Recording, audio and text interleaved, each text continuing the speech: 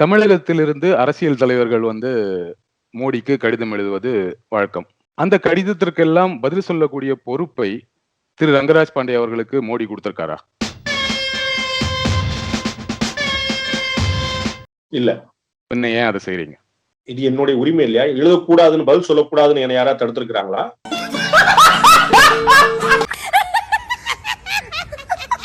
நம்ம ஐபிசி தமிழ் வந்து சட்டம் விதிக்குதா? இது வந்து பாண்டே யாருக்கும் பதில் சொல்லக்கூடாது, பாண்டே எந்த கருத்தையும் தெரிவிக்க கூடாதுன்னு ஏதாவது சொல்லியிருக்காங்களா? சட்டம் இருக்குதா?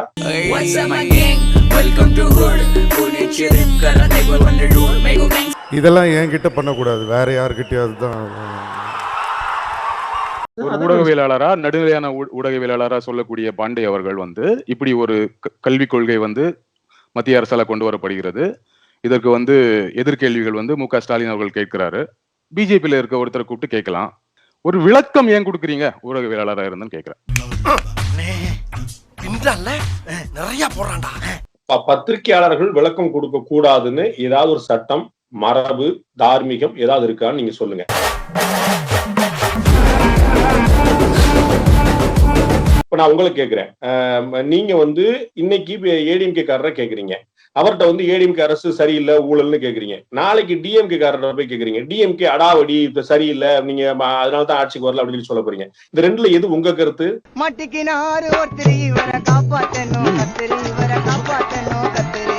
மத்தளத்திற்கு ரெண்டு பக்கமும் அடி என்பதை போல இருக்கிறது என்னுடைய நிலைமை. இங்க மாட்டினா சீவலு, இங்க மாட்டினா செதறலு. அப்ப ரெண்டுல கருத்து, பொது கருத்து எப்படி நீங்க முரண்பாடா செய்வீங்க? அது இல்ல.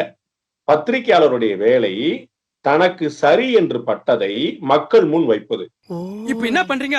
என்கிட்ட 3 ட்ரிப் வாங்கி முடுக்கு முடுக்கு முடுக்குன்னு குடிக்கிறீங்க. ஓகே, பயவுள்ள இவன் கோமியத்தை வாங்கி குடிக்க சொல்ற மாதிரியே சொல்றானே. நாம சொல்லி ஓட்டு போட போறாங்களா, நம்ம சொல்லி ஆட்சியை மாத்த போறாங்களா, நாம சொல்லி நல்லது நடக்க போதா? இல்ல.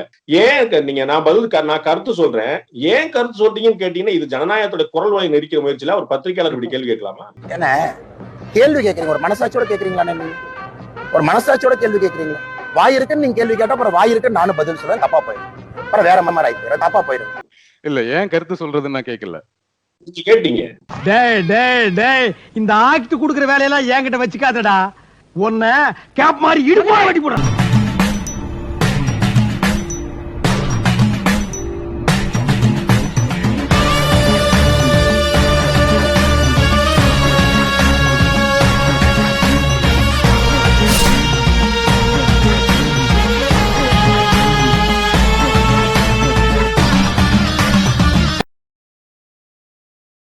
நம்ம சேனலோடைய வளர்ச்சிக்கு நீங்கள் கான்ட்ரிபியூஷன் செய்யணும் அப்படின்னு நினச்சிங்கன்னா கீழே டிஸ்கிரிப்ஷனில் ரேசர் பேருனுடைய லிங்க் இருக்குது, அதில் போயிட்டு உங்களால் முடிஞ்ச அமௌண்ட்டை நீங்கள் கான்ட்ரிபியூஷனாக நம்ம சேனலுக்கு அடிக்கலாம். நன்றி. இல்ல கருத்து கேட்கல, பதில் சொல்றீங்க டைரக்டாவே. நீங்க வந்து ஏன் இப்படி பண்றீங்க, பேசும்போது ஏன் இப்படி பண்றீங்க, இப்படி கேக்குறீங்க, காலங்காலமா கேக்குறீங்க, எதுக்கு இப்படி கேக்குறீங்கன்ட்டு நடுவுல மூச்சு வாங்குது. மூச்சு வாங்க அளவுக்கு கோவமா பதில் சொல்ற மாதிரி இருக்குது. ఒక్క అడుగుదా నేను తోరావిల ఎవర్నా వస్తే మారిపోతాడు, వాడు పోతే వీడు, వీడు పోతే నేను, నేను పోతే నా అమ్మ మొగడే ఎవరన్నా వస్తే చంపేస్తారు. అలాగా గురుగారు చెప్తున్నారండి. ఏయ్ ఏయ్ ఏయ్ உன்னை போன்னு ஒரு வார்த்தை தானே சொல்ல சொன்னேன். நம்முடைய கருத்து வந்து கேள்வியா இருக்கலாம், பதிலா இருக்கலாம், விளக்கமா இருக்கலாம், ஆதாரங்களா இருக்கலாம். அது ஒரு மெத்தட். ஒவ்வொரு நாளும் ஒவ்வொரு முறையில ஒண்ணு சொல்றது. மூச்சு வாங்குது, கோமா சொல்றதுன்னா அது நீங்க புரிஞ்சுக்கிறது, அதுல ஒண்ணும் பிரச்சனை.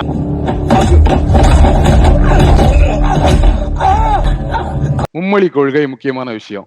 நீங்க சொன்ன மாதிரி நம்ம தமிழகத்துல அது உணர்வுபூர்வமான பிரச்சனை. கடந்த வருடம் சொல்லும் பொழுது இந்தி 3வது மொழின்னு சொன்னோம். இப்ப ஏதேனும் ஒரு இந்திய மொழி 3வது மொழின்னு சொல்றோம். என்ன பிரச்சனை? இந்தி தானே உங்களுக்கு பிரச்சனை. இப்ப ஏதேனும் ஒரு மொழி தானே சொல்றோம், இதுல உங்களுக்கு என்ன பிரச்சனைன்னு ஒரு கேள்வி கேக்குறீங்க. மறுபடியும் மூலம் சொல்லுங்க. இந்தி 3வது மொழின்னு சொன்னோம். இப்ப ஏதேனும் ஒரு இந்திய மொழி 3வது மொழின்னு சொல்றோம். நல்லா தானே சொல்லிக்காரு, அப்புறம் இத வரவேறுங்க. நியாயமான கேள்வியா தோணலாம். நீங்க வந்து தங்கப்ப தக்கம்னே வச்சுக்கங்க. நான் வச்சுக்கிறது நான் சொல்றேன், நீ கேளுடா. நான் என்ன கேக்குறேன், தமிழ்நாட்டுல இந்தி எல்லா தனியார் பள்ளிகள், பெரும்பாலான தனியார் பள்ளிகள்ல சொல்லிக் கொடுக்கப்படுகிறது. இங்கிலீஷ், ஹிந்தி படிக்கிறாங்க, ஸ்பானிஷ் படிக்கிறாங்க. என்னோட 2வது தமிழ் தான் பாடம் எடுத்து படிச்சுட்டு இருக்கிறாரு. இன்னும் என்ன நீ பைத்தியக்காரனாவே நினைச்சிட்டு இருக்கறல? பிரெஞ்சு தான் உங்க லாங்குவேஜா? ஆமா தான், நான் எடுத்தேன். தமிழ் கிடையாது. நான் தமிழ் எடுக்கல.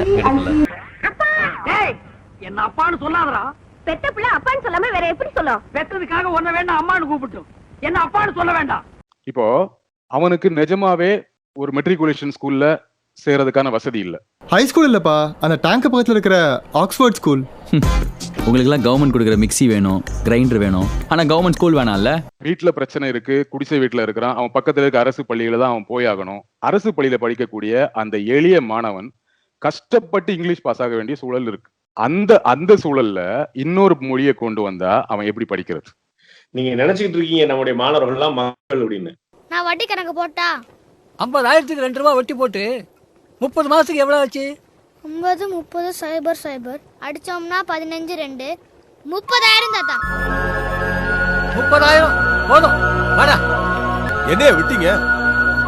டேய், அந்த பையன் என்னமா கணக்கு போட்டான் தெரியுமா? விரா போட்டோம், நல்லா படிக்கட்டும். நீங்க வந்து நம்முடைய நான் வந்து ரொம்ப எளிய வீட்டுல இருந்து, குடிசை வீட்டுல இருந்து வந்து வீட்டுக்கு பக்கத்துல இருக்க அரசு பள்ளியில இந்த கேள்வியை நீங்க கடைசி கேள்வியை எவ்வளவு விரிவா எடுத்து வச்சீங்கன்னு பாருங்க. அவ்வளவு விரிவான கேள்விக்கு 3 வார்த்தை கூட பதில் சொல்ல விடலன்னா நான் என்ன செய்யணும்னு சொல்லுங்க.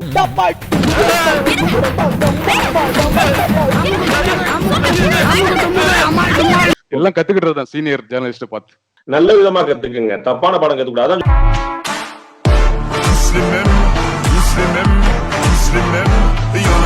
எப்பயுமே நம்ம வந்து எப்ப கத்துக்கணும் அப்படின்னா, நம்ம வந்து நல்ல விஷயமா பார்த்து கத்துக்கணும். நம்ம வந்து தப்பாவும் கத்துக்க கூடாது. ராணுவ வீரன் எல்லையில் ஒருத்தனை கொல்வதற்கும் ரோட்ல இருக்கிற ஒருத்தன் பக்கத்துல இருக்கிற ஒருத்தர் கொல்றதுக்கு வித்தியாசம் உண்டு. அவன் கொண்டா ஒண்ணு கேட்க மாட்டீங்க, நான் கொண்டா அவனு கொல்றீங்கன்னு சொல்ல முடியாது. அப்ப இடம், பொருள், ஏவல் என்று பல விஷயங்கள் எல்லாம் இருக்கு.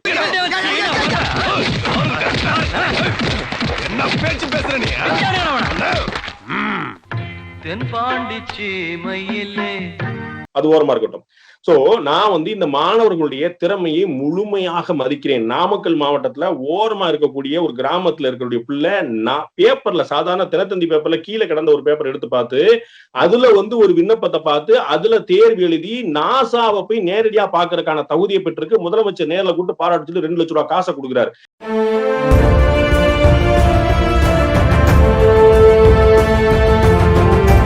படிச்சுக்கிட்டா மேல தேர்வுக்கு வர முடியுமான்னு தெரியாது, ஆனா மேல வந்துடலாம். शिक्षण वेरी वेरी इम्पोर्टेंट. हम लोग को नहीं पढ़ा, बच्चे लोगों को अच्छा पढ़ा एजुकेशन. சோ இது மாதிரி கிராமத்துல அந்த பிள்ளைய நீங்க பார்க்கணும். சாதாரணமா ஆடு மாடு மேய்ச்சிட்டு இருக்குது, தன்னுடைய கடுமையான முயற்சியில் வருகிறார்கள். இளைஞர்கள் மீது, பிள்ளைகள் மீது, அடுத்த தலைமுறை மீது நம்பிக்கை வையுங்கள். அவர்களுக்கு வாய்ப்புகளை விட்டறியுங்கள். அவர்கள் அள்ளிக் கொள்வார்கள்.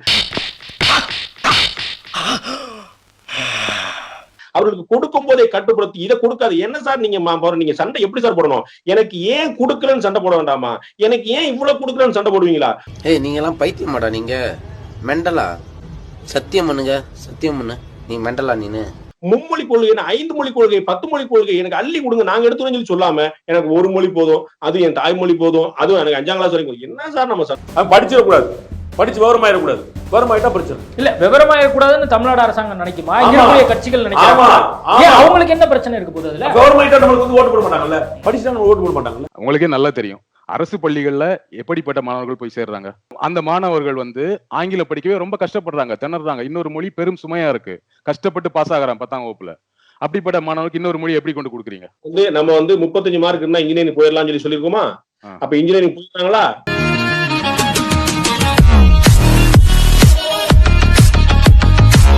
அப்ப நம்ம தம்பி இன்ஜினியரிங் போன தம்பிக்கு அவங்க அப்பா அம்மா இன்ஜினியரிங் பாடம் நடத்துவாங்களா? அவங்க முதல் தலைமுறை மாணவனாச்சே, அவனுக்கு டிகிரி, அவன் தான் ஃபர்ஸ்ட் பரம்பரையிலே டிகிரி இப்பதான் ஃபர்ஸ்ட் படிக்கிறான். அப்ப அவனுக்கு எப்படி அவங்க அப்பா அம்மா பாடம் நடத்துவாங்களா? சார் சந்தர்ப்பங்களை ஏற்படுத்தி கொடுங்க சார், அவன் படிப்பான் சார். நீங்க வந்து சொல்றீங்க அவனுக்கு வாய்ப்பு இல்லை. தனியார் பள்ளி மாணவர்களுக்கு வாய்ப்பு கிடைக்குது, நீங்க ஒத்துக்கிறீங்க. தனியார் பள்ளிக்குள்ள மாணவர்களுக்கு மும்மொழி கொள்கை இருக்குதுன்னு, அது அமல் இருக்கு. அப்ப அதை என்னுடைய அரசு பள்ளி மாணவர்களுக்கு கொடுக்கணும் நான் போராடுறேன். நீங்க ஏன் கொடுக்குறீங்கன்னு கேட்டா என்ன சார் அர்த்தம்? அது நம்மளுக்கு ஒத்து வராதுங்க. நாங்க என்னென்னமோ பிளான் பண்ணி வந்தோம், இப்ப பாதியிலே போக வேண்டியதா இருக்கு. இல்ல, நீங்க அவனை சின்ன வயசுல நீங்க இந்த இன்னொரு மொழியை கொடுத்தீங்கன்னா அவன் போய் ஃபெயில் ஆயிடுவான். அவன் இங்கிலீஷ் பாஸ் ஆகிறதே கஷ்டமா இருக்கு. அவன் எப்படி ஸ்கூல்ல முடிக்கிறது? 10 வயசு வரைக்கும் குழந்தைகள் வந்து எல்லா விதமான விஷயத்தையும் கத்துவாங்க. சின்ன வயசுல சாத்தியம் சார். பிள்ளைகளுடைய மூளை பரபரன்னு இருக்கும். நீங்க தீனி கொடுக்காம அதுக்கு டிவியை கொடுத்துறீங்க. உட்கார்ந்து இலவசமா உட்கார்ந்து புராணம் பார்த்துட்டு பொழுதுபோக்கிட்டு இருக்கான்.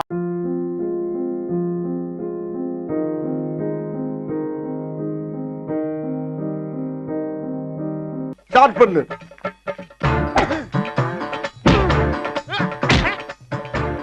இங்கிட்டு வா. அப்படியா. பிடைக்கலடி மண்டையில மட்டும் அடிச்சிடாத குலக்கேசல் உள்ள போயிருவேன்